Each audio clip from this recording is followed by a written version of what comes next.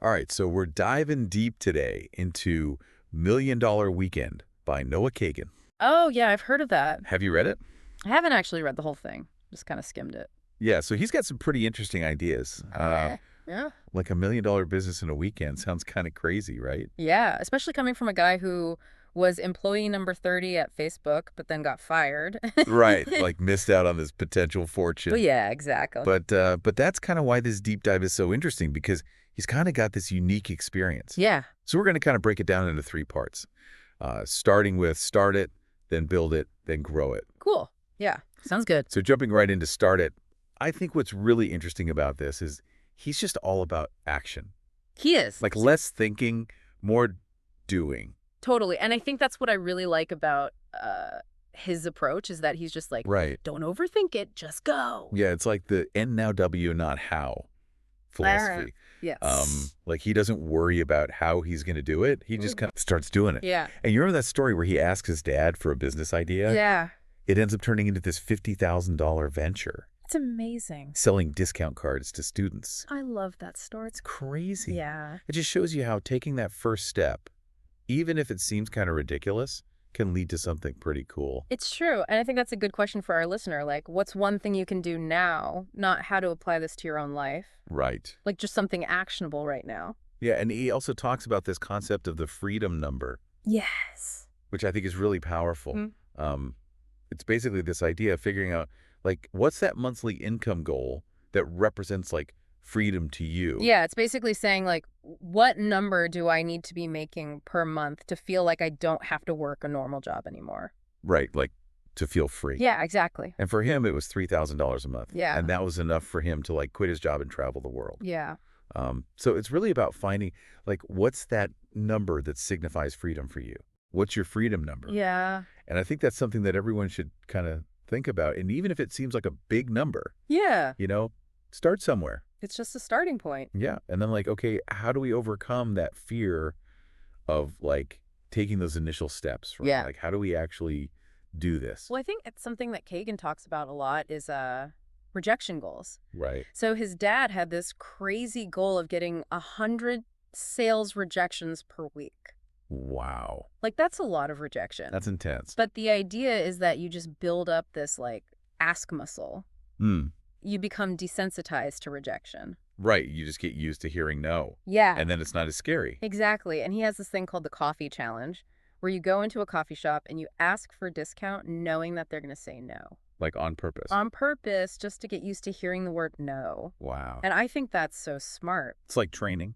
Yeah, it's like mental training. Yeah. So, I mean, what's one small ask that you listening can make today to practice this? Yeah, even something as simple as asking a friend for a favor or asking for a different table at a restaurant. Just anything to get you used to it. Yeah, anything to get you used to asking and potentially being rejected. So it's not as scary when you actually have to ask for something important. Right, exactly. So I think that's a really powerful concept. And it kind of ties into this whole idea of, like, just taking action and not being afraid to put yourself out there. Yeah, and once you get over that fear of rejection, you can really start to make things happen. Absolutely. All right. So I think that's a good place to stop for now. Yeah, we've covered a lot of ground and Start It. We'll come back and dig into the next section, build it, where we actually start talking about, like, coming up with those $1 million ideas. I'm excited for that. Me too. This is going to be good. All right, let's take a break. So we talked about Start It, like getting over that initial fear. Yeah. Taking action. Now we're moving into Build It, like actually creating that $1 million weekend business.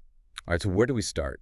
Well, he really emphasizes a customer-first approach when it comes to finding those golden ideas.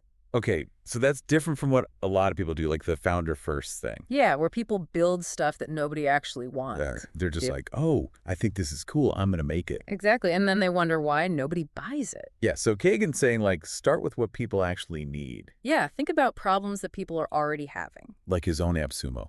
Yeah, perfect example, right? He wanted discounted software. And turns out a lot of other people did too. Yeah. So he basically turned his own problem into a solution.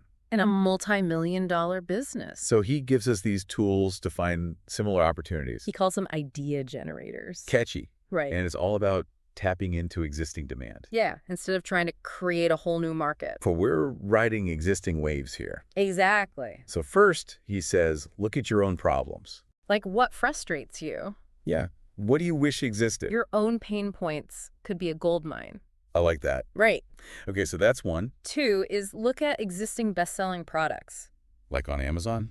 Yeah, what's already selling well? So you could like create an accessory or something. Exactly, or a complimentary service. Or even just a better version. Right. Okay, that's cool. And then the third one is online marketplaces. Like Etsy. Etsy. Yeah, or Amazon Handmade. So just seeing what people are searching for. What are the trends? Okay, so we brainstormed a bunch of ideas using these idea generators. Now, how do we know if any of them are good? Right, like $1,000,000 potential. Well, Kagan has this tool for that. Hit me with it. The 1-minute business model. Ooh, I like that it's quick.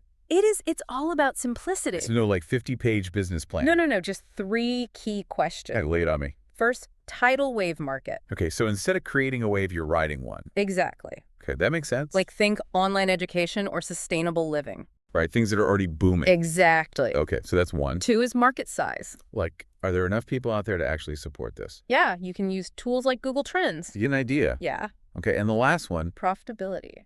so can you actually make money? Yeah. And he keeps it simple here. No crazy spreadsheets? Just back of the napkin math.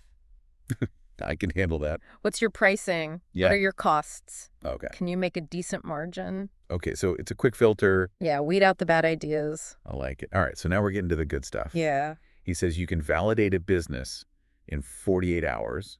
The 48-hour money challenge? Is that even possible? He thinks so. All right, I'm intrigued. It's all about pre-selling. So getting people to pay before you even build anything. Exactly. Okay, that's a little scary. It can be, but he tells this story about Daniel Bliss. I've heard of him, yeah. He was a postal worker, Okay. and he pre-sold belay glasses just by talking to people he knew. No website, no nothing. Nope, just a direct offer. Wow, that's powerful. It is. So how do we do this? Kagan says start with your Dream 10 list. So 10 people in your immediate circle. Yeah, the ones most likely to support you. Okay, so you're leveraging your existing relationships. Exactly, your first paying customers. That makes sense. And he gives tips on crafting the offer, And dealing with rejection. which is inevitable. Right. But he says be clear, communicate well, Manage expectations. offer a money-back guarantee. Build that trust. Okay, I'm starting to see how this works. He also mentions marketplaces and landing pages. As other ways to validate. Yeah, the key is to do it quickly and cheaply. Before you go all in. Exactly, test the waters first. So we've got our idea validated. We've got a few customers. Oh, we got to grow it. Yeah. How do we turn this into something sustainable? That's grow it. Building a growth engine. Kagan has some interesting thoughts on social media and email marketing. Yeah? He says, social media is for growth. Email is for profit. Interesting way to put it. Yeah. What do you think he means by that? Well, he's saying social media isn't about direct sales. To know, like, buy my product posts. Not really. It's more about building an audience. Okay, so like creating a community. Yeah, nurturing relationships, showing your brand personality. So you attract people who vibe with your mission. Exactly. But how do you go beyond just followers, like build real fans? He talks about cultivating a core circle.